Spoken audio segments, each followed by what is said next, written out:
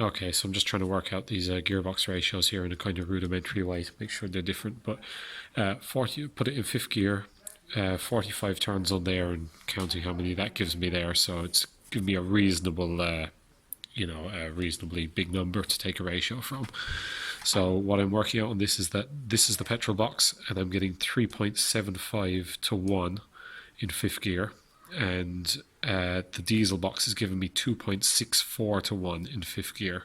So the diesel gearbox is considerably higher geared. The T25 box in fifth gear is giving me 4.13 to 1. So it's relatively high geared, but this is probably a nice halfway in between. First gear in this was giving 7.5 to 1, and the diesel was giving what was it, 8 to 1. So yeah, I think we're going to run with the petrol box anyway. It's definitely a longer, higher geared box than the T25, but not as high as the diesel.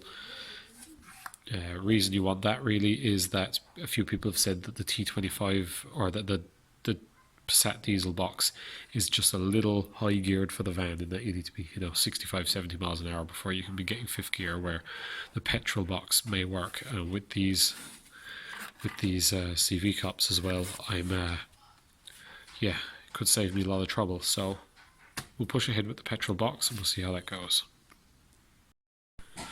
Now I was just going to bore out the dowels. There's one there that needs to be drilled deeper because that'll be lost otherwise once it gets done. The ultimate engineering crowd give you that information anyway, and that one there needs drilling as well. And I had a 16mm bit. I thought they were supposed to be 16mm, but they're definitely not 16mm. They're more like 15. So I got to recess that one and that one by 15mm. May as well do the other one as well. Just, I don't know. That's where the dowel was. Must be the standard position. Other than that,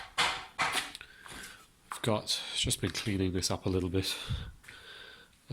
Timing belt kit is ordered. Oil filters ordered. Thermostat. I need to see what I want to do about water pumps. I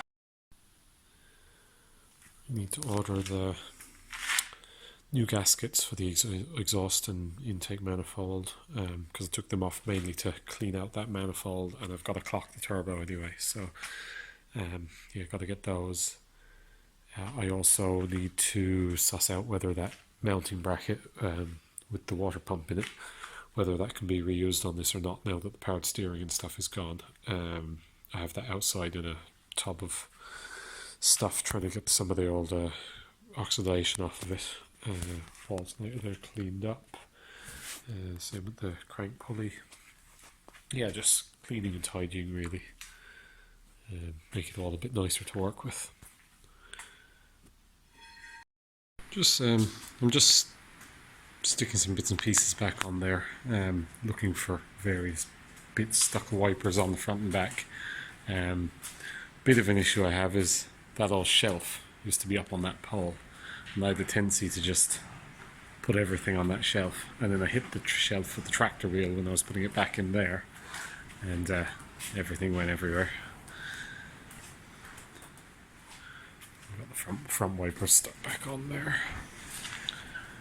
In the door pocket, and I need to go get some small drill bits so I can drill the holes to screw that back in.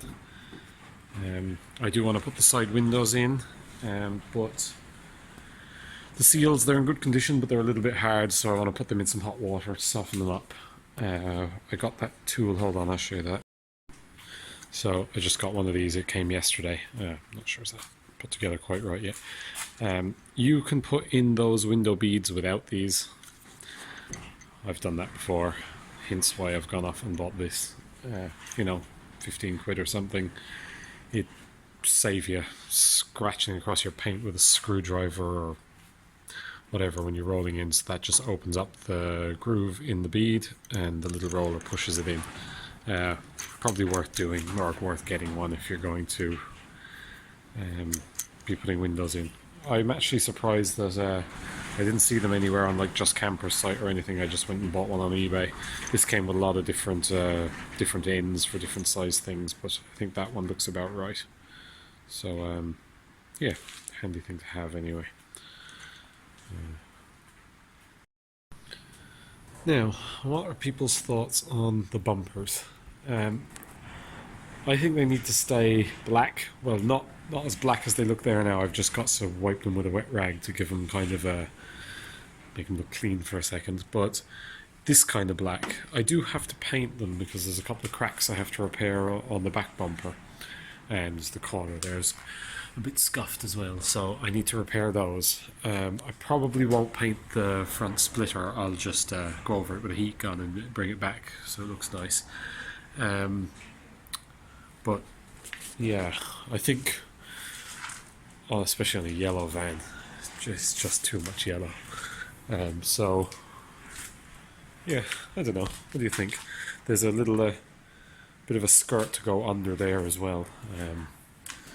I've got to separate some of the previous step from it before I can put that back on. Nice, isn't it?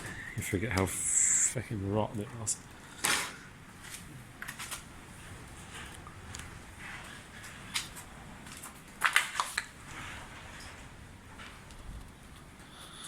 Let's stick the back one on for a look. I've never actually seen the back bumper on it. It was lying on the ground next to it when we got the van.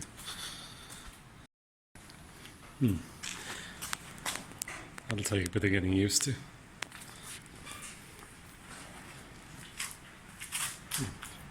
They're fairly horrible, actually.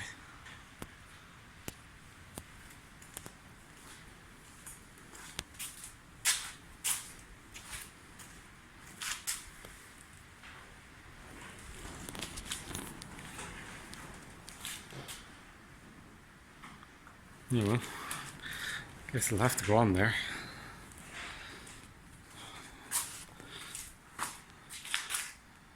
I'll come around to it eventually. I'm okay with the look of it from the back. These full side pieces are pretty horrible. I wonder would that back bumper take the small corner pieces that go on the other bumpers.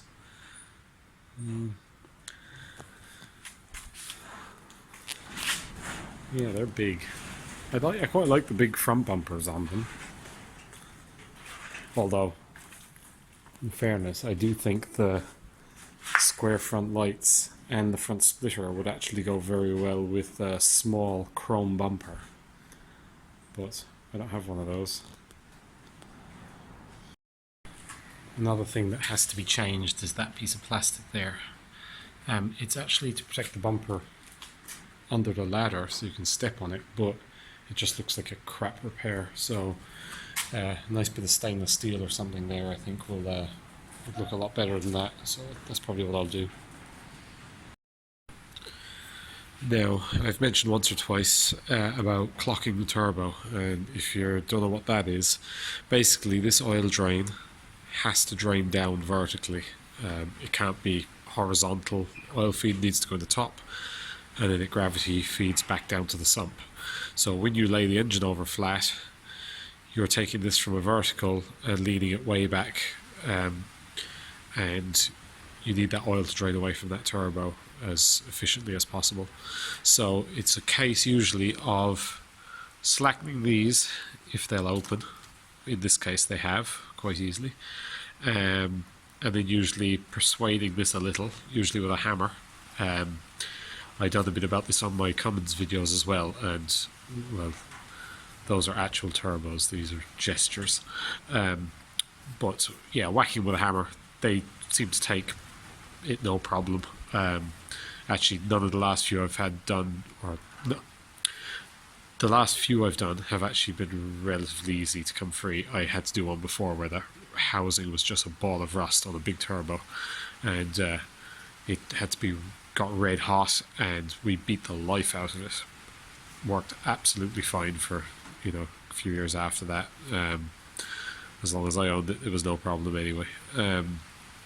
So those exhaust housings are tough. This side Usually it works okay. The aluminium side, it's not usually so hot and stuff. And it's usually less of an issue about rotating that as well, because it's only the air intake off of that, or air outlet off of that to the intercooler, that would change direction, and you might be able to even get away with not changing that at all. But yeah, this is free now, so this can be rotated. I can't really do much more yet because the engine needs to be set at its angle, but at least now I know this is free and that can be rotated easily.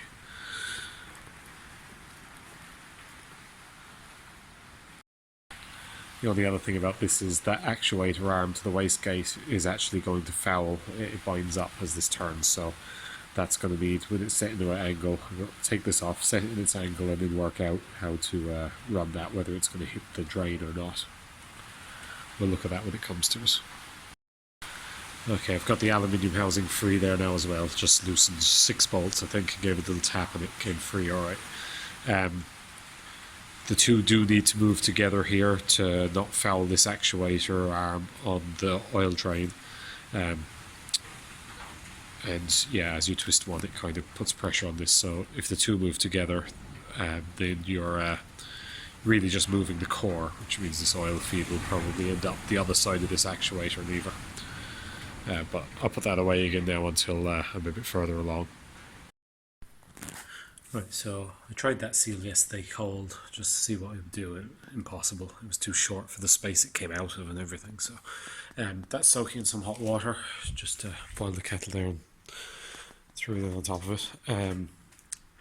Around here I'm being highly technical, and seeing as I have the exhaust manifold off and I can see those valve stems,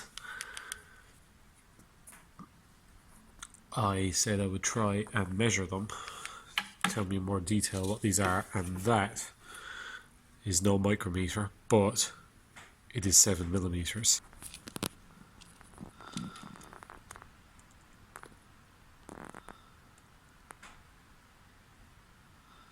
So it is 7 millimeters, and that passes easily over the width of those valve stems. So they are 7 millimeter valve stems, not 8 millimeter. So I can look into that a little bit more now. Right, so I'm going to have a go at this seal. Okay, that's the first one. I don't know how I'm going to film putting one of those in, to be honest. But I will work on it for the next ones. Definitely considerably easier with the rubber nice and soft. I put it around the window, got the top seated in, and then kind of, once I got this corner kind of sorted, the bottom was the biggest struggle, then just trying to get it onto the lip. I know the one thing you want to stay away from doing windows is flat screwdrivers. I have no idea how you can put in a window without a flat screwdriver. I know there's a right tool for the job, it should be bought. Considering this is the same seal that came out of here, that's considerably different. I know it's probably a case of working the seal around to try and close up the gap. I have done a little bit. I probably closed it 1/2 inch from where it was, and the insert bead might help as well, but I'll play with that for a minute and then I'll get that tool out and try and put the insert bead in. Oh, and did I mention I hate fitting windows? Got that first one in now. Of course, bead comes up short as well as the rubber, but we'll sort that out after. I've just staggered one on each side, so yeah, we'll get a little piece and probably just tiger seal in a piece, or stick a Sikaflex in a piece afterwards. This works quite well. I had to walk it along the top, kind of doing that as it. So you run the seal through there and under the roller. This didn't want to move up the top and on the corners. Sometimes you have to kind of seem to move if you walked it like that. Along the bottom where I was able to put a decent amount of pressure on it, I just flew along through that. It was fine. I would rather have one that's not changeable, because all that's happening is they wanted to move around, so I really tightened it up, but that thing there is just stabbing you in the hand, and it's just more problematic. I just didn't see one that wasn't universal or changeable ends when I was buying it, but still that makes that a lot easier. So I'll try and get some better video of doing the one on the other side. And I can't do this back one yet because because these were repair pieces here and here. I need to paint the back of them. I need to paint the back of all of this actually before I can do anything with that. So that's for another day. And this window's got the opening window, so it's quite a heavy unit. I'll have to see whether I can manage that on my own now or not.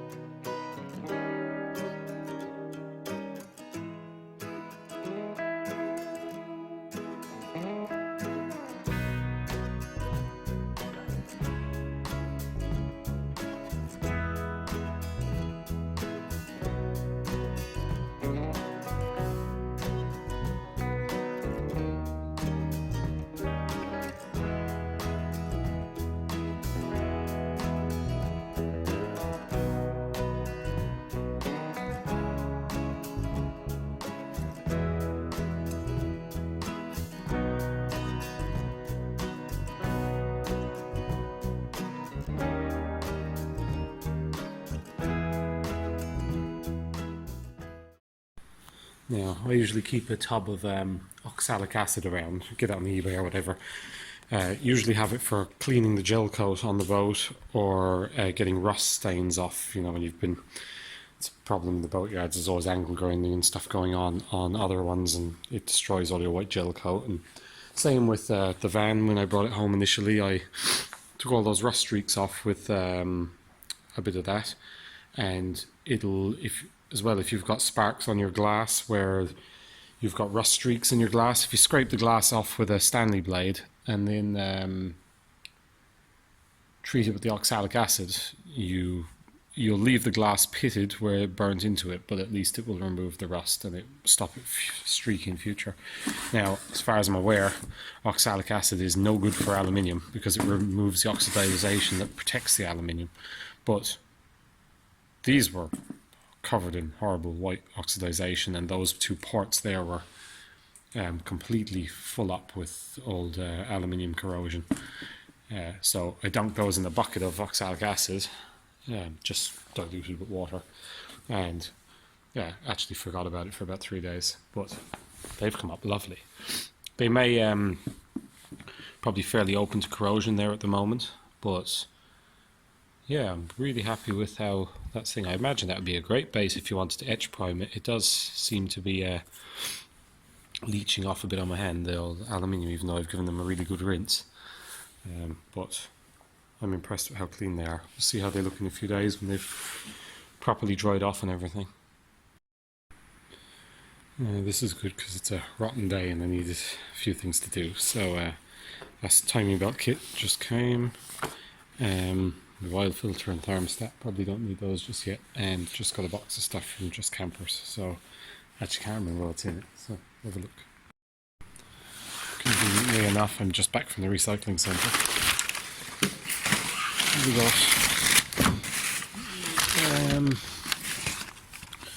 got 2 rear wheel cylinders. I was going to order the full front brake, discs, pads, wheel bearings, all that stuff, but we're actually out of stock. What's this? Rear bump stop, window winder, and that's the bearing for the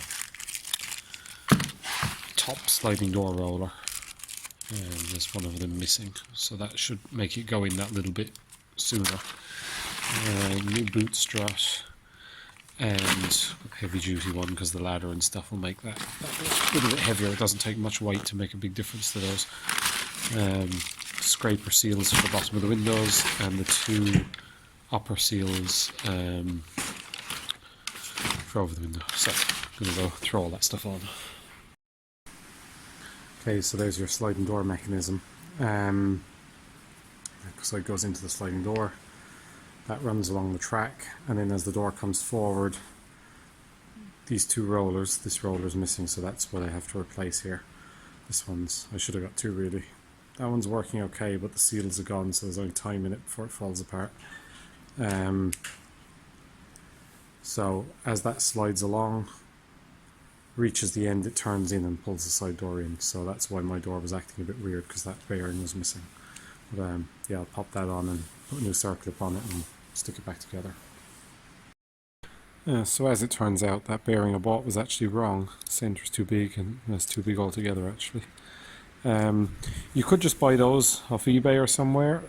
Is there a bearing number? That's the wrong one anyway, isn't it?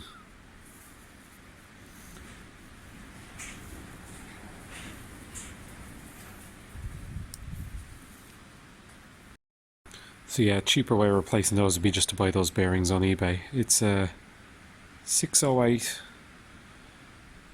2RS. The 2RS is just that it's sealed on both sides, as far as I'm aware.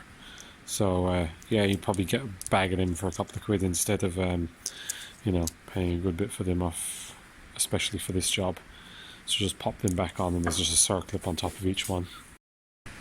That's it. Stick the circlips back in there, and back in it goes.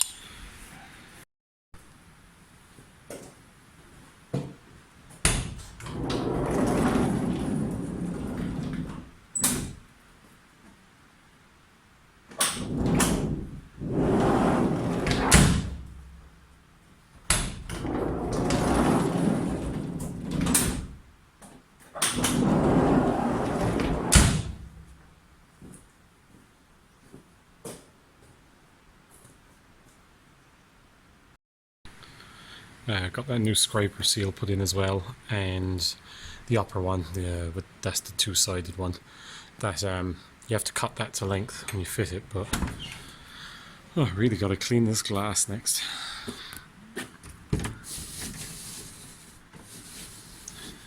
Just do window winder.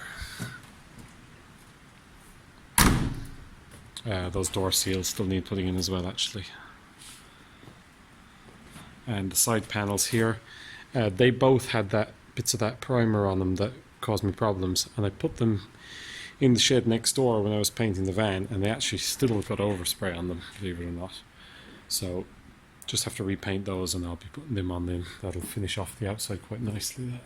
The little rear hatch as well, couldn't find it when I was going painting because I'd masked it inside the van, so got to paint that too.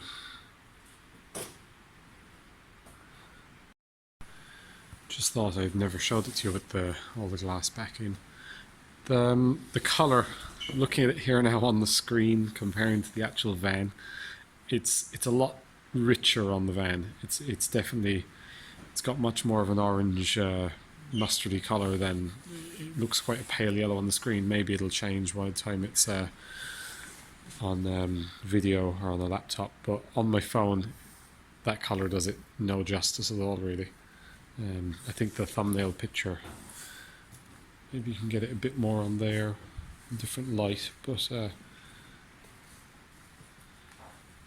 it's definitely darker than that, because on my screen I think it almost looks like the old Volkswagen kind of, you know, like the early Volkswagen Jettas and stuff, that kind of yellow that was on them, but it is actually nicer in reality. Glad I got the windscreen back in. It's pretty stormy here the last few days. These are all the pine needles coming down on the roof.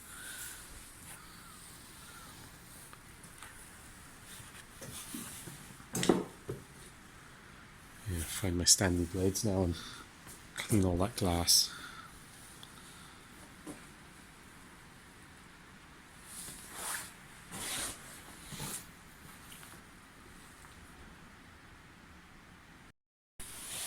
I was asked the other day about wheel fitment and what car wheels actually fit these, and I hadn't really checked it out myself yet. I think these alloys are actually in really nice condition, but I think they're probably a bit small really. What are they? They're 15s. Yeah, it's a big van on 15s. There's not a lot of space actually inside them. They could come out, but the fitment anyway seems to be 5x112 with an ET50, ET plus 50, so it's your offset. So I haven't really looked into it in any more depth than that, but that's what the standard steel wheels would be anyway. So thanks for watching. I've got a few videos ready to go, so I need to catch up because otherwise work's going to get ahead of where we are. I will get into cutting the gearbox and doing the timing belt in the next episode, so yeah, stay tuned for that one. So don't forget to subscribe if you haven't already, and hit the like button as well if you can, please. Okay, thank you. See you next time. Cheers.